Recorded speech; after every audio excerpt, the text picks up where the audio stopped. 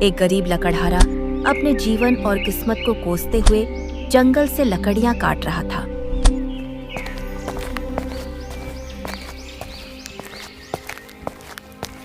हे प्रभु, आखिर मैंने ऐसा कौन सा पाप किया था जो मुझे इतनी तंगहाली भरी जिंदगी दी। सुबह से शाम तक जंगल में पसीना बहाता हूँ, फिर भी पेट भरने लायक अनाज जुटा नहीं पाता। कभी कभी सोचता हूँ अगर माँ बाप जिंदा होते तो शायद जिंदगी कुछ और होती, लेकिन अब तो किस्मत ही मेरा मजाक उड़ाती है। ओ भिखू, आज तो तू ठीक ठाक लकड़ियां ले आया है, वरना तेरी मेहनत पर तो भरोसा ही नहीं रहता। चल खुश हो जा, आज मैं थोड़ा उदार हुआ हूं। ले ये 2 स्वर्ण मुद्राएं, और अब खिसक ले यहां से। आपका बहुत बहुत धन्यवाद मालिक। धनीराम, तुझे शर्म नहीं आती? इतनी मेहनत से ये आदमी जंगल से लकड़ियां ढोकर लाता है और तू उसे सिर्फ 2 स्वर्ण मुद्राएं थमा देता है। तेरे पास तो खजाना भरा पड़ा है। अरे मंगल, तू नहीं जानता, ये बेचारा अक्ल से बिल्कुल खाली है। इसे हिसाब किताब का ज्ञान नहीं। ऐसे लोग हमेशा दबाए जाते हैं, यही तो जमाने का दस्तूर है। दस्तूर नहीं धनीराम, ये तेरी नीच सोच है। इतने सालों से ये तेरे लिए खट रहा है और तू इसकी मेहनत का खून चूसता आ रहा है। गांव शिवपुर का हर आदमी तेरे लालच से वाकिफ है। गांव वालों ने कभी इसे अपना माना ही नहीं। बचपन से अनाथ है, शादी का तो सवाल ही नहीं।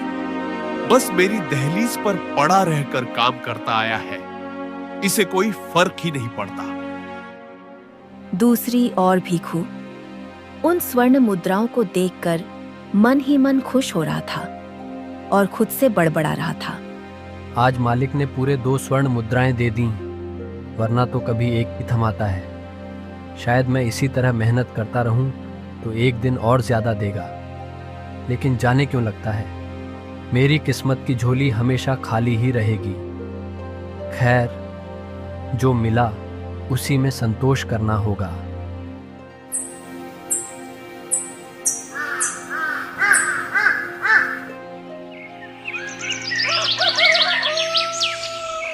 सुबह का समय था। सरयू गांव के बाहर बहती नदी किनारे धुंध फैली हुई थी। नदी का पानी हल्की हल्की धूप में चमक रहा। भिखू थकान से उस पेड़ के नीचे बैठ जाता है। उसकी आंखों में आंसू हैं और मन में ढेरों सवाल। और पेड़ के दूसरी ओर एक साधु बाबा अपना आसन लगाकर बैठे हैं, लेकिन भिखू को उनके बारे में कुछ पता नहीं चलता और वह बैठकर खुद से बड़बड़ाने लगता है। हे भगवान, रोज रोज यही हाल है। सुबह से शाम तक जंगल से लकड़ियां काटो, ढोकर लाओ, और बदले में मालिक से कुछ गिनी चुनी मुद्राएं मिलती हैं। उनसे न पेट भरता है, न तन को कपड़ा मिलता है। कभी कभी सोचता हूँ आखिर मेरी मेहनत का फल मुझे क्यों नहीं मिलता। क्या मेरे नसीब में सिर्फ ये गरीबी ही लिखी है? माँ बाप बचपन में ही चल बसे, कोई सहारा नहीं बचा, शादी भी ना हो सकी। कौन अपनी बेटी ऐसे गरीब बेसहारे आदमी को देगा? लगता है जैसे जिंदगी बस काटने का नाम रह गई है। भिखू की करुण भरी बातें सुनकर पीपल के पेड़ के नीचे ध्यान में बैठे साधु ने धीरे धीरे अपनी आंखें खोली और वह भिखू के पास आकर बैठ गए और उन्होंने करुणा से उसकी ओर देखा और फिर मधुर स्वर में बोले, बेटा, तेरे शब्दों में दर्द है। तुझे लगता है भगवान ने तुझे अकेला छोड़ दिया है, पर ऐसा नहीं है। मेहनत कश कभी खाली हाथ नहीं रहता। तू जिस दुख को अपनी किस्मत मान बैठा है, वही तुझे मजबूत बनाने का साधन है। महाराज, आप कब से यहाँ बैठे हैं? मैंने तो आपको देखा ही नहीं। क्या आपने मेरी सारी बातें सुनी ली? हाँ बेटा, तेरी पुकार नदी के बहाव से मेरे कानों तक पहुंची। मैं ध्यान में था, पर तेरे आंसू ने मेरी साधना तोड़ दी। तू खुद को अकेला समझ रहा है, जबकि हर इंसान के साथ परमात्मा का हाथ होता है। महाराज, जब भूख सताती है, जब तन ढकने को कपड़ा नहीं होता, जब गांव में लोग तिरस्कार से देखते हैं तब कैसे मान लूं कि भगवान साथ हैं। मैं तो बस एक मजदूर हूं जिसे मालिक से भी सम्मान नहीं मिलता। बेटा, असली सम्मान मेहनत में है, सोने चांदी की मुद्राओं में नहीं। याद रख, जो अपने कर्म में सच्चा रहता है देर सवेर खुलता ही है। तू अपने काम से भाग मत, तेरा परिश्रम ही तेरा सबसे बड़ा धन है। महाराज, आप कहते हैं भगवान हर किसी का सहारा है, पर मैंने तो बचपन से ही दुख देखा है। माँ बाप का साया सिर से उठा, घर टूटा फूटा और मैं अकेला। कई बार तो लगता है जैसे भगवान ने मुझे भूल ही गया है। बताइए, ऐसे में मैं कैसे विश्वास करूं? बेटा, दुख कभी सजा नहीं होता, वह इंसान की अग्नि परीक्षा होती है। जिस तरह सोना निखरता है, उसी तरह इंसान भी धूप सहकर मजबूत होता है।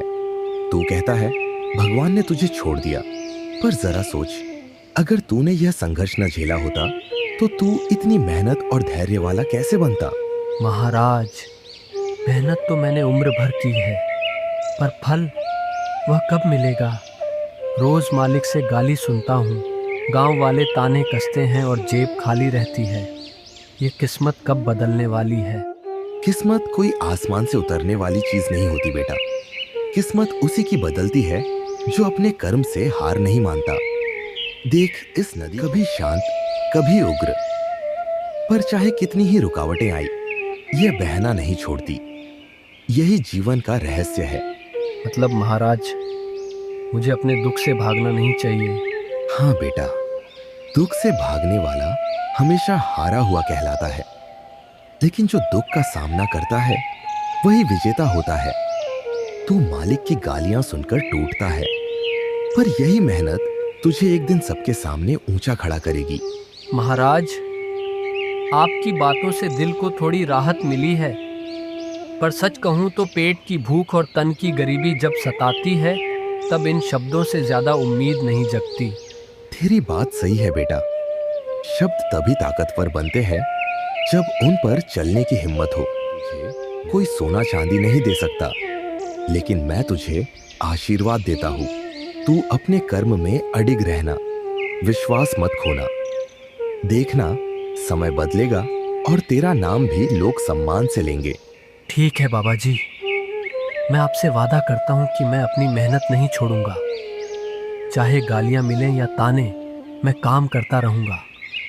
अगर भगवान सचमुच देख रहे हैं तो एक दिन मेरी मेहनत रंग जरूर लाएगी। यही तेरी सबसे बड़ी साधना होगी बेटा। ईश्वर तेरे साथ है। भीखू लकड़ियां काटने के लिए जंगल के अंदर जाता है। डरते डरते वह लकड़ियां काटता है।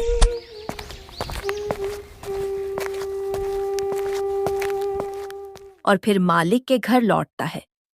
वहां पहले से ही 2-3 व्यापारी भी खड़े दिखाई देते हैं। मालिक, आज मैं जंगल के अंदर तक गया और आपके लिए सबसे बढ़िया लकड़ियां लेकर आया हूँ। क्या इसके लिए आप मुझे कुछ ज्यादा स्वर्ण मुद्राएं देंगे? अरे वाह, बड़े बड़े आदमी जंगल के अंदर जाने से डरते हैं और तू चला गया। आज तूने मुझे खुश कर दिया, इसलिए ले ये 8 स्वर्ण मुद्राएं। सच कह रहे हैं मालिक? 8 स्वर्ण मुद्राएं? मुझे तो विश्वास ही नहीं हो रहा। आपका बहुत बहुत धन्यवाद। अगर आप कहें तो मैं रोज ऐसी लकड़ियां लाकर दूंगा। हाँ हाँ, क्यों नहीं। तू भी याद रखना, तेरे जैसा वफादार नौकर किसी और के पास नहीं। बातें सुनकर पास खड़े व्यापारी जोर जोर से हंसने लगे। भीखू को कुछ समझ नहीं आया। मालिक, ये लोग हंस क्यों रहे हैं? क्या मैंने कुछ गलत कहा? तू उनकी चिंता मत कर, ये सब खाली दिमाग के लोग हैं। तू बस अपना काम करता रह, देखना एक दिन तू बहुत धन कमाएगा। जी मालिक, जैसा आप कहें। आपका बहुत बहुत धन्यवाद। भीखू वहां से निकला ही था कि रास्ते में उसे एक आदमी खड़ा मिलता है। ए भाई सुनो, ये बताओ, क्या तुमने अभी जो लकड़ियां बेची वो सिर्फ 8 स्वर्ण मुद्राओं में बेच दी? वो भी जंगल के अंदर से काट कर लाए थे। हाँ जी। क्यों? कहीं मैंने कोई गलती कर दी क्या? अगर मुझसे भूल हुई है तो माफ कर दीजिए, दोबारा नहीं होगी। अरे नादान, मैं लकड़ियां बेचने पर नहीं डांट रहा। गुस्सा इस बात पर है कि इतनी कीमती लकड़ियां तूने केवल 8 स्वर्ण मुद्राओं में बेच डाली। कीमती लकड़ियां? लेकिन मैं तो हमेशा जैसी ही लाया था। आखिर इनकी असली कीमत क्या है? अरे मूर्ख, मामूली लकड़ियों का दाम भी कहीं ज्यादा होता है, और जो लकड़ियां तू लाया है उनकी असली कीमत कम से कम 100 स्वर्ण मुद्राएं हैं, 8 नहीं। क्या 100 स्वर्ण मुद्राएं? ये तो सुनकर भी भरोसा नहीं हो रहा। यही सच्चाई है। और अगर झील के उस पार से लकड़ियां लाए तो उनकी कीमत कई 100 स्वर्ण मुद्राएं तक पहुंच सकती है। ये सुनकर लकड़हारा भीतर तक हिल गया। व्यापारी उसकी हालत देखकर उसे अपने घर ले आया और आराम से समझाने लगा। भाई, अब ठीक हो? तुम्हारे चेहरे से लग रहा है कि तुम बहुत टूट गए हो। आपकी बातें सुनकर मन ही मन विश्वास नहीं हो रहा। जिन पर मैंने बचपन से भरोसा किया, वही मालिक ने मेरे साथ छल किया। बेटा, सब लोग एक जैसे नहीं होते। मैं ईमानदारी से व्यापार करता हूँ, न किसी को धोखा देता हूँ, न कम देता हूँ। चाहो तो मेरे लिए काम करो, लकड़ियों का पूरा मूल्य मिलेगा और धीरे धीरे गरीबी से बाहर निकल आओगे। सच कहूं तो 100 स्वर्ण मुद्राओं तक तो मैं समझ सकता हूं, लेकिन कई 100 स्वर्ण मुद्राएं सिर्फ लकड़ियों के लिए, ये तो समझ से बाहर है। ये खास किस्म की लकड़ियां हैं। उनका इस्तेमाल राजमहल और बड़े अमीर घराने करते हैं। झील के उस पार ही और वहां पहुंचना आसान नहीं, तभी उनकी कीमत इतनी अधिक है। लेकिन मेरी मानो, झील के पार जाने का जोखिम मत उठाना। जान है तो जहान है। जी व्यापारी जी, कल मैं आपके लिए जंगल से 100 स्वर्ण मुद्राओं वाली लकड़ियां लाकर दूंगा। ठीक है, लेकिन ध्यान से जाना और याद रखना, मुझे मालिक मत कहना। तुम मेरे साथी हो, गुलाम नहीं। तुम भी व्यापारी हो। जी व्यापारी जी, काश आपसे पहले मुलाकात होती। आप जैसे सच्चे लोग अब भी हैं, ये जानकर दिल को बड़ी राहत मिली।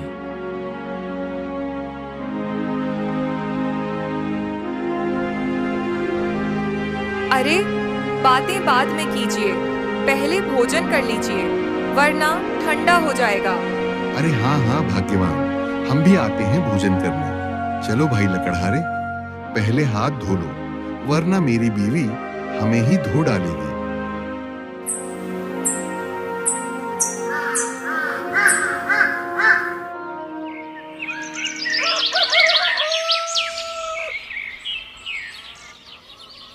अगले दिन भीखू फिर से व्यापारी के पास जाता है। हाँ तो ठीक है सेठ जी, अब मैं चलता हूँ और आज शाम तक आपको लकड़ियाँ काट कर देता हूँ। हाँ ठीक है, पर अपना ध्यान रखना और ज्यादा लालच में आके जोखिम मत हाँ, उठाना। ठीक है सेठ जी, अब मैं चलता हूँ। ऐसा कहते ही रामदास जंगल की ओर चला देता है और सबसे पहले नदी किनारे बैठे साधु के पास पहुंचता है। प्रणाम बाबा, आज फिर मैं आपके पास आया हूँ। कल से मेरी किस्मत बदल गई है। लगता है मानो भगवान ने मेरी सुन ली है। वत्स, याद रखो, भाग्य तभी बदलता है जब आदमी मेहनत करता है और संतोष से जीना सीखता है। धन तो कभी स्थायी नहीं होता, पर नेकी हमेशा रहती है। सच कहते हैं बाबा, मुझे तो लगा था यह सब एक छलावा है, लेकिन अब यकीन हो गया है कि ईमानदार परिश्रम कभी व्यर्थ नहीं जाता। जाओ, जितना मिला है उसमें संतोष करो। लालच इंसान को रसातल तक ले जाता है। जी बाबा, मैं आपकी सीख हमेशा याद रखूंगा। अब मुझे लकड़ियां काटनी है, मैं चलता हूँ बाबा। ऐसा कहते ही भीखू लकड़ियां काटने के लिए जंगल के अंदर चला जाता है और लकड़ियां काटने लगता है। लकड़ियां काटकर इकट्ठा करने लगता है, पर उसका मन बार बार झील के उस पार जाने का करता है। अरे ये क्या हो रहा है? मेरा मन बार बार झील के उस पार जाने के लिए क्यों कर रहा है? कहाँ मुझे पहले मुश्किल से 2-3 स्वर्ण मुद्राएं मिलती थीं और कहाँ अब मुझे पूरी 100 स्वर्ण मुद्राएं मिलने वाली हैं। मुझे तो इसी खुशी में खुश रहना चाहिए। मैं क्यों लालच करूं? नहीं नहीं नहीं, मैं पहले लालची नहीं था, मुझे अब भी नहीं होना चाहिए। लेकिन क्या इतने धन की बात सुनकर मेरे मन में लालच जाग गया है?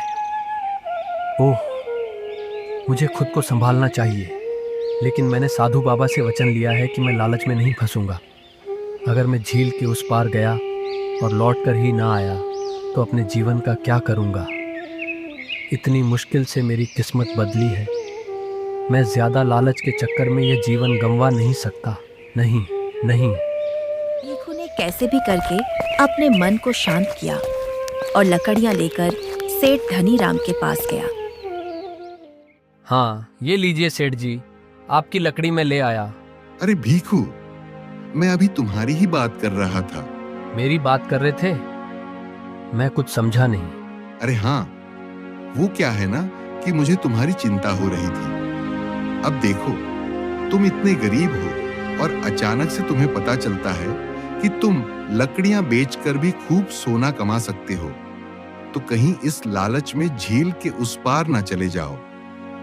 बस यही सोचकर मैं चिंता कर रहा था। सच में कितने नेक हैं आप। तो मुझसे अभी कल ही मिले हैं, पर आप मेरी अपने परिवार की तरह ही चिंता कर रहे हैं। अरे और नहीं तो क्या, अपने नहीं हो तो अपने बन जाओगे।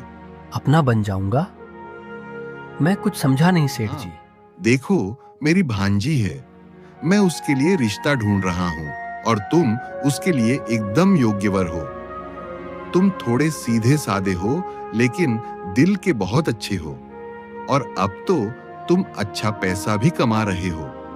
इन पैसों से तुम कुछ ही दिनों में एक पक्का घर खरीद लोगे। ये आप कैसी बातें कर रहे हैं सेठ जी?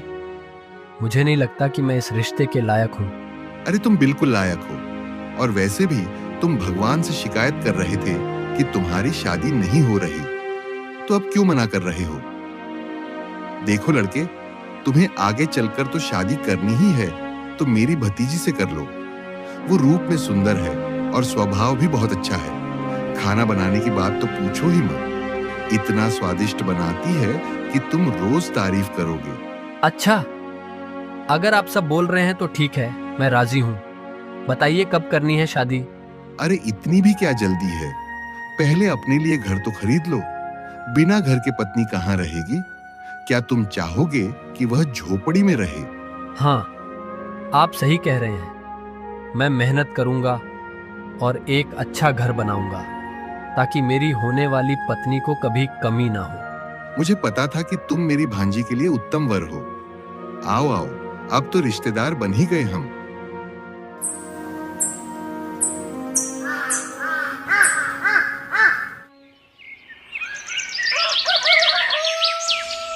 अगले दिन सुबह उठकर भीखू सबसे पहले नदी किनारे साधु बाबा से मिलने पहुंचा। प्रणाम बाबा। जैसा कि मैंने वादा किया था कि मैं आपको प्रणाम करने आया हूँ, कल की आपकी सीख ने मुझे बदल दिया। मुझे समझ नहीं आ रहा बाबा कि मैं आपका कैसे धन्यवाद करूँ। जब से आपसे मिला हूँ, मेरी किस्मत ही बदल गई है। अब मेरी शादी होने वाली है और मेरी सारी मनोकामनाएं पूरी हो रही हैं। पर मैं चाहता हूँ कि सिर्फ मेरी ही नहीं, मेरी पत्नी की भी हर इच्छा पूरी हो, और उसके लिए मैं हर जोखिम उठाने को तैयार हूँ। इसीलिए बाबा, मैंने ठान लिया है कि मैं झील के उस पार जाऊँगा, ताकि जल्द से जल्द अमीर बन सकूँ। आशीर्वाद दीजिए बाबा, ताकि मैं सफल होकर लौट सकूँ। वत्स, जाओ, पर याद रखो, धन का लोभ तुम्हें संकट में डाल सकता है। संयम रखना। ऐसा कहते ही भीखू झील के उस पार चला जाता है। रात हो गई, लेकिन रामदास सेठ को लकड़ी देने नहीं आया। धनीराम को चिंता होने लगी। अरे भीखू ने आज तक कभी देर नहीं की, फिर आज इतना समय कैसे हो गया? कहीं वो मुझे लगता है कि आज वह लकड़ी लाने गया ही नहीं होगा। आप हिम्मत रखिए। काफी रात बीत जाती है, पर भीखू वापस नहीं आता। सबको लगता है कि शायद वह आज जंगल नहीं गया। सुबह होते ही धनीराम उसकी झोपड़ी पर गया, लेकिन वह वहां नहीं मिला। अब शक यकीन में बदल गया। ओह, ये मेरी गलती थी। मुझे झील के उस पार की बात बतानी ही नहीं चाहिए थी। हे ईश्वर, मैंने क्या कर दिया? धनीराम घर लौटकर अपनी पत्नी को सब बताता है। अब उन्हें पूरा विश्वास हो गया कि भीखू शायद जिंदा न बचा हो। तभी अचानक दूर से एक घायल आदमी आता दिखा। जैसा मैंने सोचा था, तुम सच में बड़े मूर्ख निकले। अरे, मैंने तुम्हें मना किया था ना, फिर क्यों गए झील के उस पार? मैंने ये सब अपनी होने वाली पत्नी के लिए किया। मैंने बस अपना फर्ज निभाया और कुछ नहीं। हाँ, भले ही भीखू मरते मरते बचा, पर उसने इतनी लकड़ियां पाई कि पूरे 500 स्वर्ण मुद्राएं कमा ली। अगले ही दिन उसने एक अच्छा सा घर खरीद लिया और अब सुख से अपना जीवन जीने लगा।